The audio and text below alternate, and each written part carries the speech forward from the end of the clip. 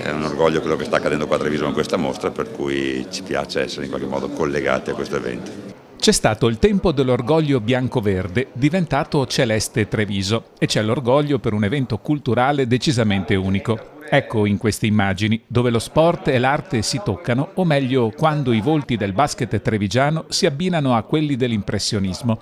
Una vernice davvero particolare, quella riservata dal curatore Marco Goldin per il basket trevigiano. Una visita in anteprima alla mostra ancora in allestimento a Santa Caterina. Occasione tra l'altro unica per avere come cicerone e in segno di amicizia lo stesso curatore che ha voluto abbinare l'ingresso scontato a tutti gli abbonati del basket trevigiano. Sono stato anzi accusato di aver allargato e aperto troppo la platea, il pubblico delle mostre, anche a persone che non erano così a conoscenza dei segreti, chiamiamoli in questo modo, dell'arte. A me piace molto lavorare in questo senso e quindi trovo che il mondo dello sport, perché no, possa avere dei rappresentanti che siano anche interessati anche al mondo dell'arte. Perché tra sport e arte il comune denominatore è la passione che in tutti e due i casi ritorna a Treviso.